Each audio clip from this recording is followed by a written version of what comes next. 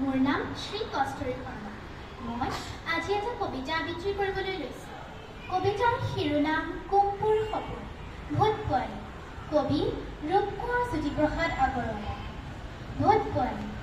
মা, মই সপোনত দেখিলোঁ দুটা ভূতৰ পোৱালি আৰু দুজনী নাক জিলিকা, চকু টেলেকা, টিলিকা টিলিকা, পিলিকা পিলিকা চখিনী ছোৱালী। এটা কলা, এটা বগা, নাঙঠ পিঙঠ ভূত। কথা পাতে টাকুত টাকুত পুত। এটাই কলে পুত পুত পুত, ইটোৱে মা নাক জোকাৰি কলে ধুত ধুত।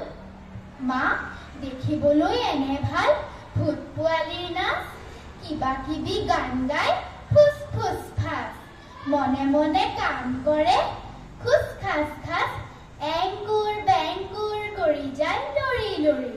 যখিনীহঁতক নচুৱাই চুলিত ধৰি ধৰি, যখিনীহঁতে নেপেলালে একেলগে ভৰি।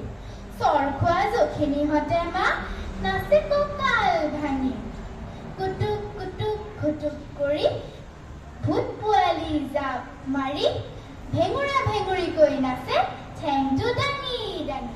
ধন্যবাদ।